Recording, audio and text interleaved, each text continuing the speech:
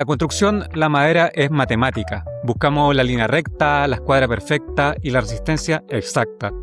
Pero, ¿qué pasa cuando dejamos de ver la madera como un simple material de carga y empezamos a verla como un lienzo vivo? Hoy descubrimos cómo el arte es capaz de volver el alma al bosque, rescatando la historia que se esconde detrás de cada corteza.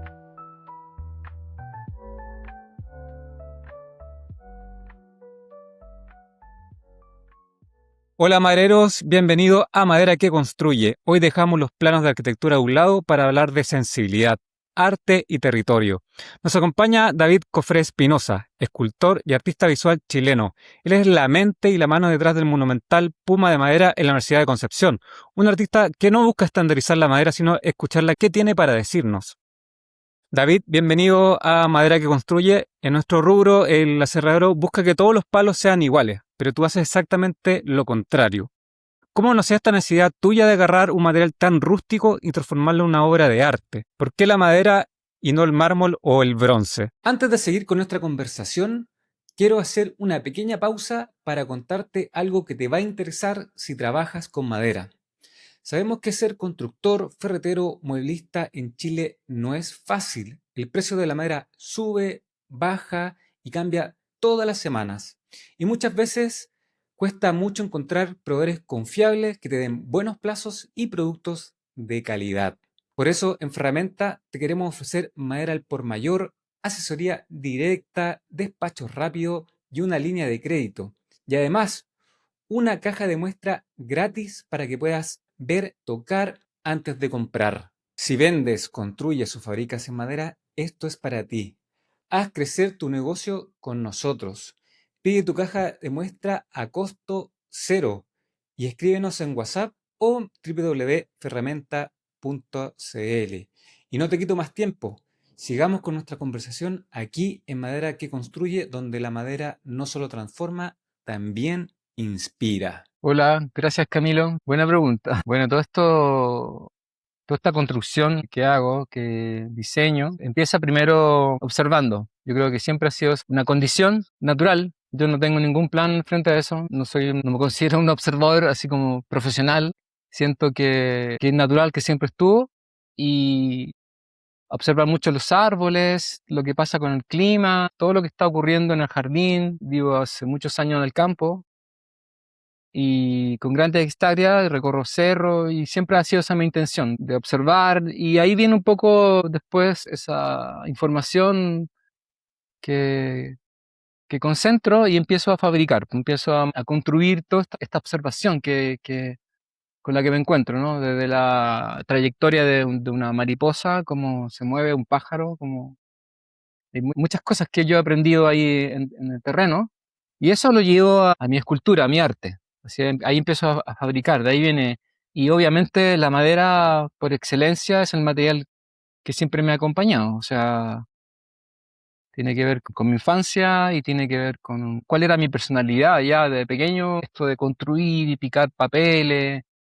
Y no sé, pues recuerdo que mi mamá hacía, ¿cómo se llama esto? De choclo, pastel de choclo, y pelaba muchos choclos, o alcachofa, no sé qué hacía, algo así.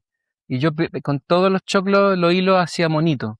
Con todos los hilos de los choclos, hacía mucho hilo y fabricaba monito todo el rato, y tenía, no sé, era muy chico. Pero siempre estaba construyendo, o con lana, ella tejía y yo con las lanas que iba desechando, hacía muñecos con alambre, una obsesión, yo cacho, es estar siempre constantemente construyendo, así como el Cherkán, que construye así, o los pájaros, viaje por viaje, llevando ramitas. Eso siempre fue así. No recuerdo cómo lo aprendí. Siento que hago lo mismo que hacía cuando niño, como muy chico. Construí, ahora parece más inteligente, parece que hago mejores conexiones, o mejores terminaciones, parece ser más presentable o más entendible, ya como escultura hace un buen rato. Pero la verdad hay algo más significativo atrás que lo estético, ¿eh? Madereros, a veces nos olvidamos de lo noble que es el material con que trabajamos todos los días. Si te gusta que en este canal hablemos de tecnología, de empresas, pero también del respeto por el oficio y nuestras raíces, suscríbete ahora mismo. Haz clic acá abajo y acompáñanos a seguir descubriendo el alma de la madera. David, hablemos justamente de llevar esa nobleza a una escala gigante. Tu obra del Puma de la Universidad de Concepción capturó la mirada de todo el país, no solo por lo hermoso, sino por la magnitud. Una cosa es tallar una figura en entadilla y otra muy distinta es enfrentarse a una obra monumental para un espacio público. ¿Cómo fue el proceso mental y físico para crear el Puma de madera? Mira, este trabajo fue, como hablaba un poco antes, en un proceso. Ya siempre estuve haciendo un trabajo de construcción y estuvo esa idea de dibujar también, mucho, mucho. Estuve mucho rato dibujando y me acuerdo que en esos dibujos empezaban a aparecer animales y todos mis dibujos son estructurales, como con líneas, palitos. Entonces tomó sentido esto de las piezas. Las piezas fueron sumando y al sumar se fueron creando como una especie de mapa, ¿no? De mapa constructivo y vuelvo ahí a la madera que sobraba o que me encontraba, que eran trozos, y dije, bueno, en vez de comprar planchas, hay que unir los trozos. Siempre estoy con esa idea, ¿no? De conectar, conectar las piezas. Y surgió este mosaico, este puzzle. Y lo presenté a una empresa, Arsada Quimetal, que eran los protectores de madera, que son los protectores de madera de químico, y le interesó y tuvo sentido porque dijeron, sería bueno hacer una escultura de este tipo porque habla de eso, de proteger también, proteger la madera, porque yo estaba rescatando madera y al mismo tiempo estaba haciendo un puma, que era la figura que representaba un poco la naturaleza, el medio, y que también tenía un elemento de protección. Entonces eso tomó sentido y, ahí trabajé 9 meses. Estuve diseñándolo a la antigua. Esto fue un trabajo como a la antigua porque hice la cuadrícula de madera real. No la hice solo en el papel, la hice real en un patio de como de 20 metros por 20. Hice la cuadrícula y ahí dibujé el puma. Lo dibujé así. La silueta, las dos partes, la A, B, y ahí después fue uniendo las caras y ahí empecé a armar después cuando levanté digamos, las cerchas, ahí empecé a construir con palitos. Pero fue una cosa así de construir, traer palos y construir, como lo haría no sé, un pájaro que no tiene un plano en el papel. Lo hizo todo en vivo y ahí fui construyendo y me alejaba, miraba la proporción, seguía dibujando. Fue todo muy artesanal, muy manual, muy intenso y cero computador, en el sentido de que no usé nada más que mis manos y el dibujo, el lápiz, y bueno, y empezar a atornillar cada pieza. Deben haber como unas 2500, Oh. ¿Cómo se llama? Cortes. 2500 veces, por lo menos pasé la máquina, la guilleteadora, dando, si sumáis, no sé, son triángulos, son 2500 por triángulo, 3 cortes por triángulo, son 2500 por 3 veces, son como 11500 cortes de máquina constante para hacer esto. Entonces fue como un trabajo muy de hormiga, muy así como casi una meditación, estar cortando, cortando, cortando. Y es en el proceso. Interesante esto, me doy cuenta cuando hablo a veces de cosas que... Interesante porque en ese proceso uno observa y se da cuenta qué está pasando en el fenómeno creativo, en el fenómeno constructivo. Interesante eso porque están despertando cosas. Te encuentras con situaciones bien interesantes, estructurales, cómo encajan. Muchas piezas encajaron solas. Yo ni siquiera las tenía que medir porque tenía que ir a buscar el corte y el corte lo hacía con un papel. Y marcaba así, calcaba dónde iba a hacer el corte con el papel. Dibujaba primero y después lo corto el papel y ese papel es una plantilla que iba a la madera, al trozo de madera. Y ahí cortaba la madera recién. Muchos cortes de esos nacieron solos, o sea, estaban ya ahí. Como que el puma también empezó a construirse, algo bien extraño, pero también pasó eso. Como que el puma, la figura toma una energía y es ahí tal vez eso tema un poco más sutil, más invisible, que las cosas que uno hace, que uno crea con ese corazón, con ese estómago, no con ese cerebro, tienen una energía, guardan un espíritu, yo siento. Por eso el Puma fue tan potente y te conté que estuvo a punto de irse a Osaka, a Japón. Lo No querían me habías llevar. comentado.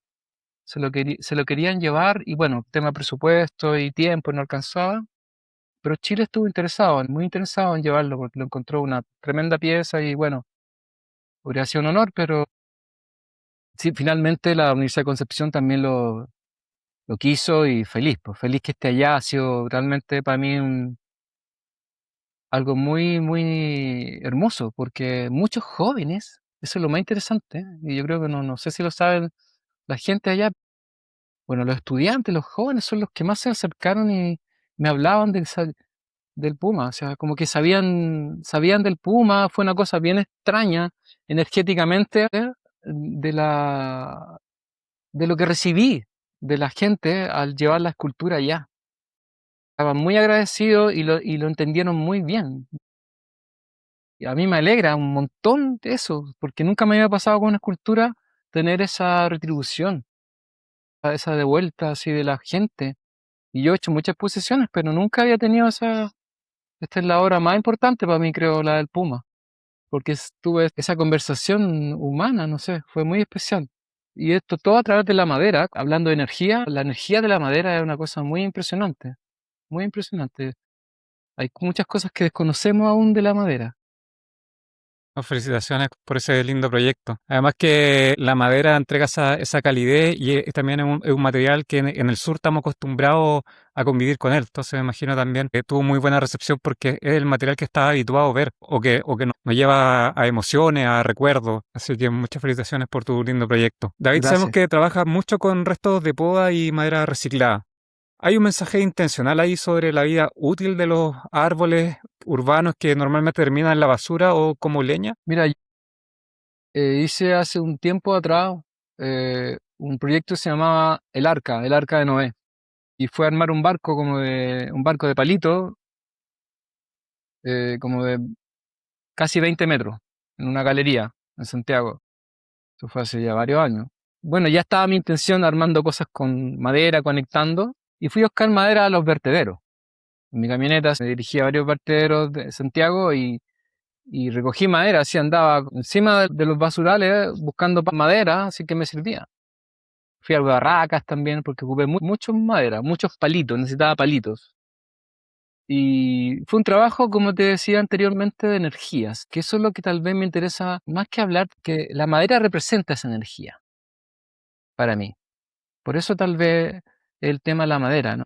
No es un tema literal, no es un tema alegórico, así como la madera, qué hermosa es la madera, como algo estético, sino que me refiero a que la energía que guarda, o sea, cómo nace la madera, cómo el árbol es un ser vivo impresionante, impresionante. Me llama la atención que no hayan esculturas de árboles, o sea, el hacer artes del árbol, o sea, uno hace esculturas de, no sé, de héroes, así como los héroes patrios, ya, ok, está bien, pero me gustaría ver más esculturas sobre los árboles. O tal vez no es necesario porque están los árboles. La idea es qué impresionante es el árbol, la cantidad de funciones o función que cumple. Es impresionante. Eso a mí siempre me ha llamado la atención. Yo siempre estuve arriba de los árboles de niño, me encantaba ese juego. Y por eso un valor importante que lamento también en el sentido de que cuando veo la madera, cómo se va a la basura. Hay mucha madera, toneladas de madera que van a los vertederos. Mucha madera. Y no hay un control o una política de cuidado con respecto a la cantidad de volumen de madera que se desperdicia y que no se protege también, porque mucha madera con la que se construye no es bien protegida y también va a los vertederos, se tiene que reponer, se tiene que rehacer. Entonces, todo eso, yo estoy en mi taller, pero vivo eso porque yo voy al bosque, vivo en un bosque, voy a los vertederos donde voy a buscar mis materiales para mi escultura, estoy conectado con lo que está pasando en una sociedad, no estoy aislado, no estoy como ensimismado, sé lo que está ocurriendo. Por ejemplo, me acuerdo cuando hacía clases en la universidad, estuve 10 años dando clases en la universidad y siempre hablábamos este tema de la educación y de lo importante que era entender, por ejemplo, yo hacía un ramo, me acuerdo de, no sé si de estética o de dibujo, donde hablábamos de la creatividad, pero como un fenómeno del ciclo, así como el ciclo del agua, o los ciclos que tienen el ciclo del agua podría ser también un ciclo de la madera, ¿no? También tenemos un trabajo ahí. Y me acuerdo que en las clases siempre hablábamos de eso. Yo trataba de plantear eso en la estética o en el trabajo de dibujo, que la construcción no era solo destreza o técnica, sino que tenía que ver con un conocimiento de cómo la energía de un ciclo era capaz de representarnos y de la que nosotros éramos parte. Nosotros no hemos entendido ese tema de que no existe la naturaleza ya. No es como el impacto que hay en la naturaleza. Conceptualmente uno entiende como que la realidad está allá, como no sé si se entiende esa figura, pero yo me doy cuenta que cada vez sería extraño decirle a un directorio así como somos la naturaleza. Somos el árbol, ¿no? Porque es un concepto, ¿no? Es un concepto, no sé para qué lado me fui la conversación, pero es un concepto de la naturaleza. Saber de la naturaleza es diferente, o no tiene nada que ver con sentir la naturaleza. Y lo que estamos haciendo como sociedad es saber. Ya ves tú qué pasa con la IA. O sea, ya esto llegó a su máxima expresión. Entonces, esa energía que hay en la madera, volviendo a la pregunta del rescate de la madera, tiene que ver con toda una historia también. O sea, yo no voy al vertedero solamente así por bonito, por ir a buscar palos y armar mi escultura. Me encuentro con un impacto y lo reflexiono y me doy cuenta de eso. Este basural está lleno de madera. Esto eran árboles, una industria que todo procesó todo ciclo y se comercializó, se vendió, se usó y a la basura. O sea, ese tema, yo no es que lo esté inventando yo, ya está bien explícito y hay un montón de actores que están hablando de eso hace mucho rato. El impacto que hay con respecto al ejercicio productivo. Entonces, cuando te digo esto de la madera, del rescate de la madera, es que en el fondo nosotros, sin saberlo, no sé cómo va a sonar esto, pero también vamos al botadero, también nos estamos botando, nosotros. También hay algo de eso, nos estamos desechando, creyendo que es como inocente, ¿no? Es como inocente esta cosa de ir a comprar al supermercado y no sé, pues el aluminio o el plástico está haciendo estragos tremendos en nosotros, no en la naturaleza, en nosotros. Entonces, ese elemento de ejercicio productivo, yo como creador me lo encuentro y no lo puedo evitar mencionar. No podría hablar solamente de arte, así como una cosa aislada o estética. Me encuentro con la madera porque hacer una belleza o hacer algo creativo con algo que fue desechado, que iba a la basura, lo iban a quemar, es muy interesante para una persona. Eso es un ejercicio muy interesante, muy hermoso también. Recuperar o reciclar o restaurar, porque esas son las palabras, ¿no? Tal vez necesitamos en esta sociedad una restauración, una regeneración. Se habla, si la gente intelectual habla, ¿no? De regenerar los tejidos sociales. Sí, tiene sentido eso, tiene sentido. Totalmente. Y además que con lo que tú haces nos permite reflexionar sobre los ciclos de la naturaleza, e incluso nuestros propios ciclos internos. Y como tú bien dices, estamos muchas veces, exteriorizamos mucho esas cosas como si la naturaleza fuese algo aparte y que nosotros no fuésemos parte de ella. David, mira, para cambiando el tema, tú como escultor de madera tienes un contraste bien loco. Usa una herramienta súper violenta y ruidosa como la motosierra para lograr detalle finísimo y sensible. Cuéntanos, ¿cómo es esa danza entre la fuerza bruta de la máquina y la delicadeza del arte? Sí, yo también me lo encuentro, porque hay dibujos que son muy sutiles, son muy como básicos, gestos, como respirar así, muy simples. Pero también me encuentro con cosas fuertes, ya las máquinas, claro, las máquinas son un tema, son un gran tema, son un tema en el tema por los motores, por toda la construcción que hay de la mecánica, de ingeniería y todo. Las máquinas son algo muy potente y han hecho posible acelerar una gran cantidad de construcción a todo nivel y cada día más. Las máquinas cada día más hacen más, rinden mejor la función productiva. Y ese también es un problema, ¿eh? Yo también lo tengo que decir porque volver a la mano, volver a la manualidad, volver un poco a esa escala humana, de como hice el Puma, ¿no? La Puma lo hice a escala humana. Alguien me pudo haber dicho, ¿por qué no lo hiciste en el computador o en un AutoCAD? Y todas las piezas las pudiste haber, en vez de hacer tanta pieza, pudiste haber hecho menos piezas y haber alguien me habría dicho haber rendido mejor, pero Más no se trataba eficiente. de eso. Claro, haber sido más eficiente, tal vez, pero en mi cabeza no estaba el recurso como de rendimiento. No era quedar bien con el rendimiento, sino que era, como te decía, el proceso. A un pájaro no sé si se le puede decir, oye, no ocupes tantos palitos, porque la verdad con estos palitos tu huevito de hilo es suficiente. A la naturaleza, a nadie se le podría decir eso en el sentido de no ocupes tanto, porque en el fondo esa es una mentalidad humana de la cabeza productiva, ¿no? De la cabeza de rendir utilidades, y no solo eficiencia, sino que en el sentido de buscar un recurso que tenga realmente un elemento significativo. ¿Qué quiero decir con esto? Que nuestro objetivo no siempre tiene que ser de rendimiento o de utilidad, ¿te fijas? Y las máquinas hacen una tremenda utilidad, pues hacen una tremenda rendimiento, entonces son súper potentes. Y con respecto al ruido, claro, yo me pongo, bueno, y trabajo bien respetuoso, me cuido harto porque uno corre harto riesgo con máquinas, ¿ya? Y la respeto a la persona que inventó la máquina, al que diseñó, encuentro increíble todo los engranajes, cómo ahí los mecanismos funcionan, hay inteligencia, hay todo un desarrollo de historia. Valoro mucho la herramienta en ese aspecto, en el fenómeno creativo. Ahora, ¿cómo se usan? Esa es otra conversación. Yo la uso para hacer mi escultura, ¿te fijas? Quisiera que no se usaran tanto las máquinas como para cortar tanto árbol, como que tal vez la producción maderera o la producción de bosque podrías tener un mejor trato. Podríamos, si la madera se protegiera, se cuidara y no se botara tanto, tal vez no tendríamos que talar tanto bosque. Seríamos más responsables con un cierto volumen de madera que podríamos estar tranquilos con eso. Y no solamente con la madera, con muchas cosas tal vez podríamos estar más calmados, pero en este mundo productivo, en este mundo de la economía, se tomó todos los escenarios, lamentablemente, estamos en una sociedad donde la economía se tomó todos los escenarios, o se está tomando casi todo.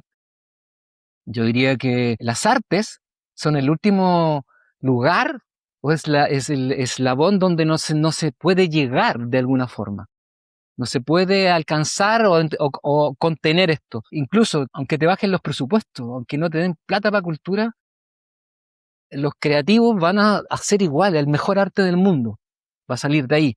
Y esa resiliencia que tiene la creatividad es impresionante, que viene del arte, viene del acto creativo del ser humano. Y eso es vital hoy en día. ¿Y por qué te digo esto? Porque mi obra de arte habla de eso, mi trabajo habla precisamente de ese elemento, de ese elemento. La creatividad es lo que no está estructurado, es lo que no tiene una camisa de fuerza, es lo que no está designado, no hay una estadística, no hay un objetivo, no, en el sentido de utilidad. ¿Te fijas? Porque todo tiene que ser útil, incluso el arte tiene que ser decorativo, tiene que ser útil.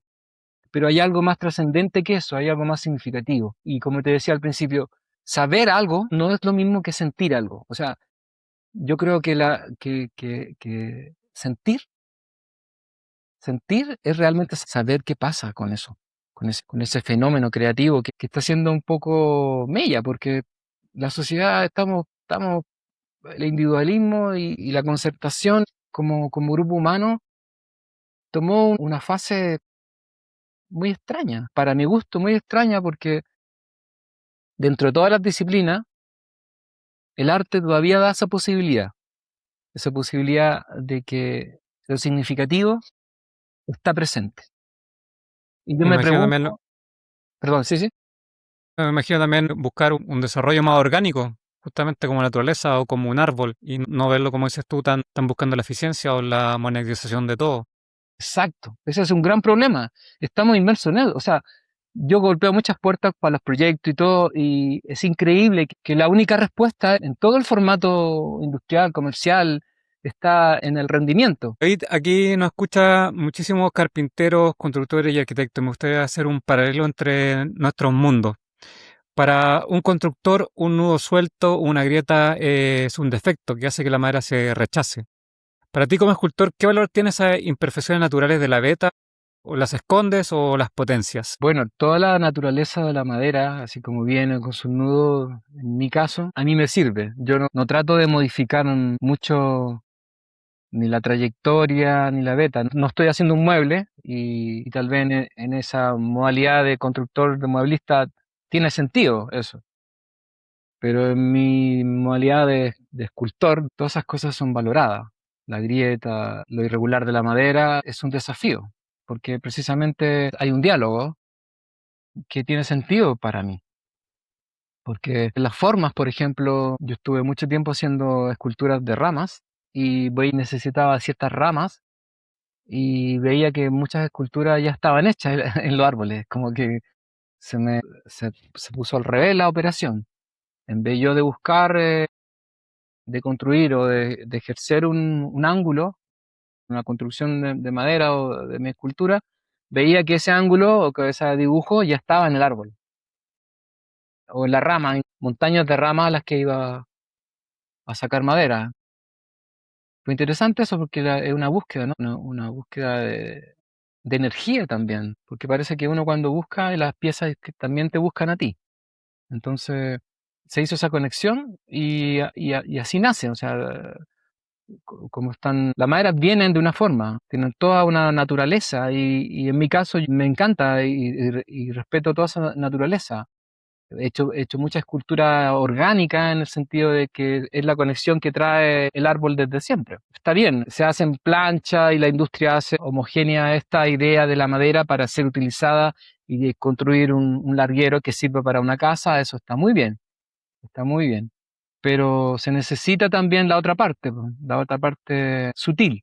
Tal vez ahí el arte tiene esa tarea, de mostrar la madera o mostrar los materiales o mostrar la naturaleza como es. Claro. Hemos modificado tanto esta imagen de vida, de naturaleza, de espíritu humano, que tal vez en el arte todavía tenemos esa mirada sutil, po, casi Claro. espiritual, de decir, esta es la madera, ¿no? Esto es lo simple. Y como tú mencionabas, ya un árbol ya es una obra de arte en sí. Entonces me imagino que en parte de tu obra como artista también es resaltar esas imperfecciones que trae ya misma de la obra de arte que es un propio árbol, una rama, de esas curvas. David, la madera se mueve, se contrae con el frío, cruje y cambia de color con el sol. ¿Sientes que cuando entregas una escultura en un parque la obra sigue viva y mutando con el tiempo? Bueno, sí, po, la madera es orgánica y está viva, sigue su camino. Muchas maderas que hice con ramas que duraron lo que tenían que durar las ramas, ¿ya? Y otras maderas que son más procesadas, que cuido más y que se conservan con el tiempo. Pero es parte de la naturaleza. Siempre he pensado que las cosas no tienen que durar para siempre. Tienen que, como la naturaleza tiene un ciclo y tiene que deshacerse todo en ese tiempo, espacio que demanda la naturaleza de la que somos, de lo que estamos hechos. Entonces, tengo esa concepción en mi trabajo. Nunca he pensado, incluso trabajo con metal también, y sigo pensando eso, esa idea, ¿no? De que se tiene que regresar a su forma original, ya que integrarse, pues finalmente se deshace todo y se integra el material, pues, en el tiempo, en los tiempos que tiene la naturaleza, no en los de uno. David busca la imperfección para darle carácter a su arte, pero constructores, seamos claros. Si estás levantando la estructura de un techo, la imperfección no es arte, es un riesgo. Para el arte, busquen a David. Para la estructura, busquen a ferramenta.cl. Somos tus partners logísticos con madera calibrada, seca y estandarizada al milímetro para que tus obras sean seguras y rentables. Y usa el 5% de descuento en tu primera compra, que para hacer B2B es un regalazo. Tú pones el diseño, nosotros la madera. David, continuemos con nuestra entrevista. Vamos a sacarte un poco de la reflexión profunda y vamos a un test rápido. Yo te doy a elegir entre dos opciones y me respondes con la primera que se te venga a la cabeza, justificando de manera muy corta.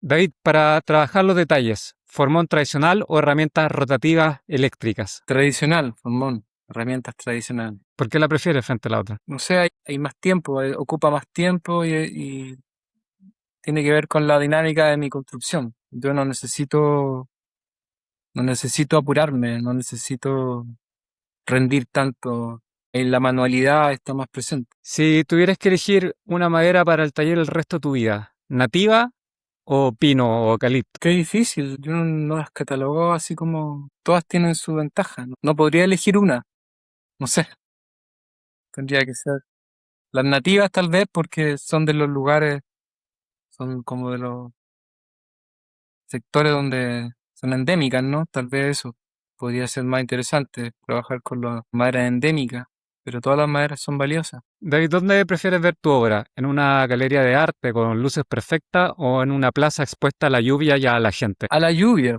después está el sol, a la lluvia, a la gente, obviamente. Bueno, David, la escultura parece un trabajo muy solitario, pero sé que detrás hay mucho más. Obras monumentales no solo se levantan solas. ¿Cómo ha sido tu relación con otros oficios de la zona?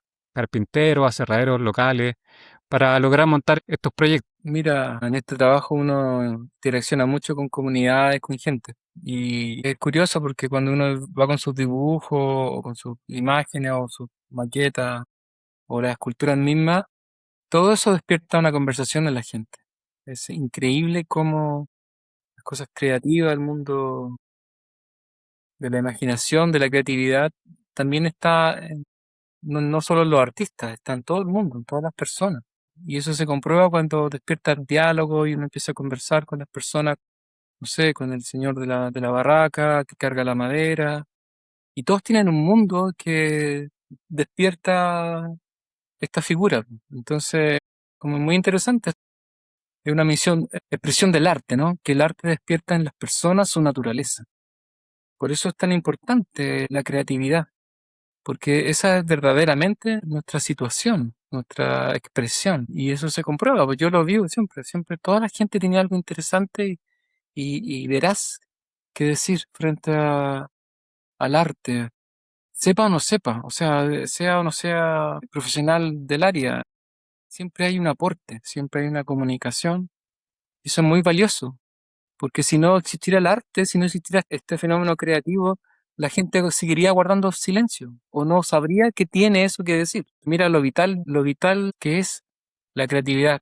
Da la oportunidad de ser, de que tú seas eso. Entonces, con todo el mundo, a todas partes donde voy, te encuentras con esas conversaciones. Desde el señor que carga la camioneta en el flete para traer la madera al taller, hasta, no sé, pues, hasta la persona que sabe de la ingeniería, el calculista o el arquitecto, te fijas, todo el mundo se sale un poco de ese rol y entra a esta conversación, que más que una David, conversación, bueno, es su historia, ¿no? Qué buena pregunta. Mira, lo mencionaba, lo conversábamos un poquito antes, ¿no? Que saber, ellos saben, las empresas saben, son inteligentes, el mundo económico moderno es inteligente, muy inteligente. Pero saber no es lo mismo que sentir. Eso está disociado. Hace rato en la sociedad se separó esta cosa. De hecho, voy a hacer una paréntesis en la conversación, porque esto viene un poco de la infancia, ¿no? De cómo estamos criados. Esto de la aprobación, ¿no? Que construimos, hablando de construir, construimos cognitivamente este saber y no sabemos construyéndonos en ese saber que creemos. O sea, al final es una construcción externa. Todo es externo y la inteligencia aparece en este formato, en esta situación externa. Entonces, toda la economía, toda la ingeniería, toda la arquitectura, toda la estadística, la economía funciona en torno a este saber, que saben. Ellos saben cuánto tienen que ganar, saben cuánto tienen que producir, saben cuánto tienen que reforestar, cuánta extracción, cuánta rentabilidad. Y todo eso gira en un círculo de, ¿cachai? De economía. Pero lo que no se sabe es lo que no se siente. Y ese es el tema, ¿no? Yo no puedo opinar si es inteligente o no saber de esa forma, porque eso no es el saber. El saber no tiene que ver con cuánta matemática, cuánta ingeniería, cuánta estadística manejas. o cuánto desarrollo económico hay en un área. Eso es como algo mecánico, ¿no? Y esa mecánica es la verdad la que tiene el problema y la que nos metió en un problema enorme, que es para dónde vamos y qué estamos haciendo, porque está claro que la riqueza y todo lo que se trae tiene como un impacto primero que nada económico en un grupo de personas. Eso hay que decirlo, o sea, no lo estoy inventando yo. Es un grupo muy reducido de personas que tiene un beneficio, digamos, económico importante, material, estamos hablando de esto de material, y mientras hay un problema enorme de mucha gente, también material, problema material en ese aspecto, que no se soluciona. Entonces, la economía es como, no tiene una visión de saber, solamente una visión inteligente. Y vuelvo a la situación de que saber no es lo mismo que sentir. Entonces, lo que necesitamos de la ingeniería o de esta pregunta que me haces tú en este escenario hipotético, de qué les podría decir el arte, que sientan, que es hora de sentir. Sentir no es lo mismo que divertirse o distraerse. Hay una cantidad de distracción enorme. Sentir es un, no es un fenómeno, es un saber, de verdad. Y el arte es sentir. Por eso es importante el arte. El arte es la sutileza, es lo sensible, es lo creativo de sentir.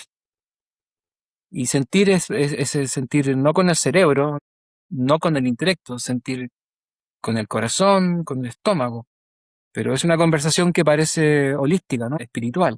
Y eso no calza con un pensamiento intelectual racional, duro, que tiene que ver con economía, con estadística, con planificación. ¿Te fijas? No calza. Ese es el desfase y la disociación que hay hoy en día en el ser humano.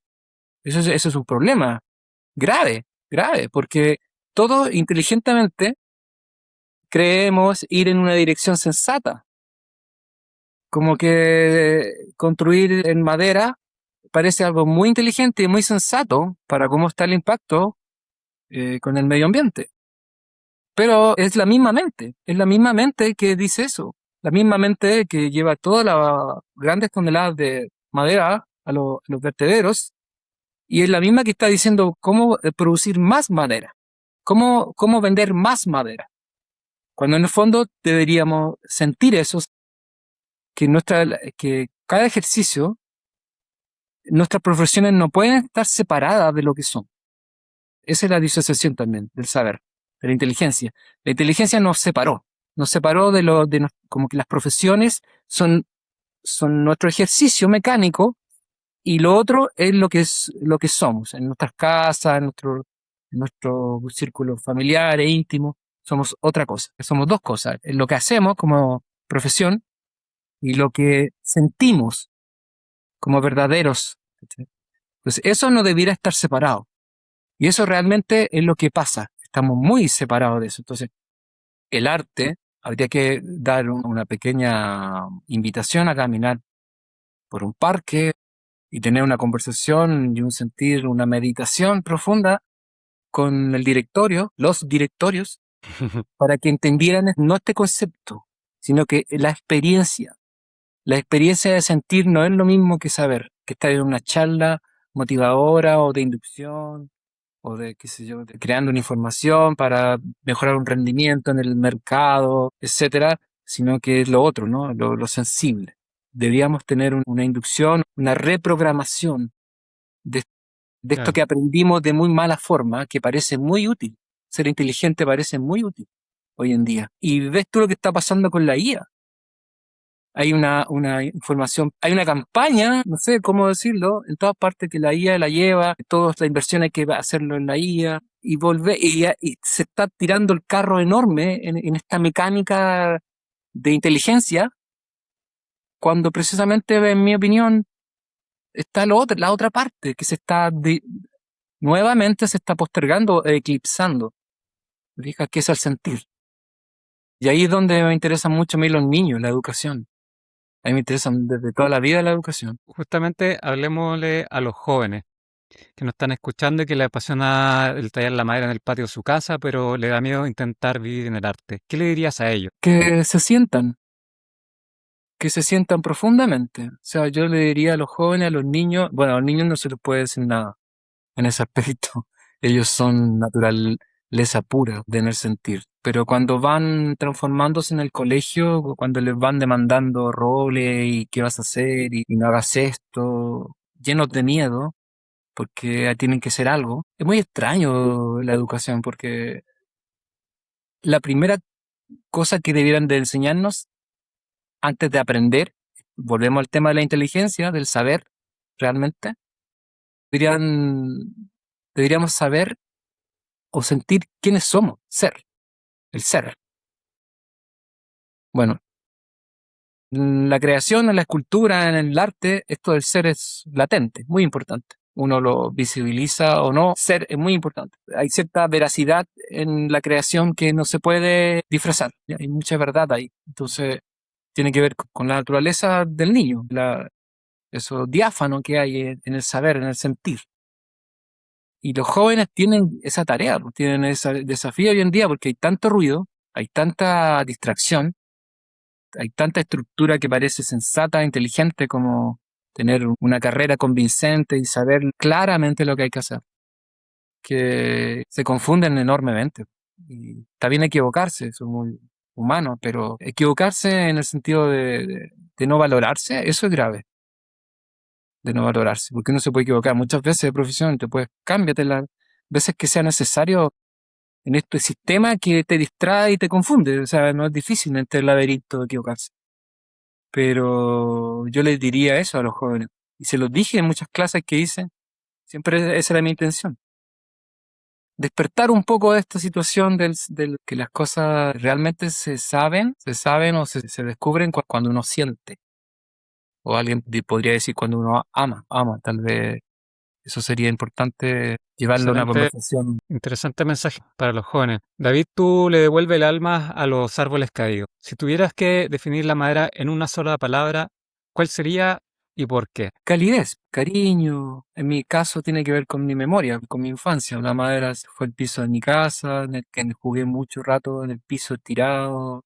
Los juguetes eran de madera, los muebles eran de madera, todo, el papel, el cartón, todo era de papel. Había mucha madera a mi alrededor. Yo pasé mucho rato en los árboles. Me encantaba subir, trepar árboles, era muy inquieto. Y esa fue mi recuerdo de la madera y mi presencia hoy en día en la madera, eso, la calidez, el olor, los dibujos de la veta, todo eso para mí tienen un valor, pero más que material, más que algo sólido, así como un material constructivo, útil, tiene que ver con una sensibilidad, tiene que ver con un organismo que tal vez inconscientemente sabemos que nos vamos a deshacer, pues, que vamos a nutrirnos y que vamos a volver a esa matriz orgánica que ese es el ciclo de los materiales también, que es el mismo ciclo, no sé si se entiende esto, es como el ciclo que tienen las materias, ¿no?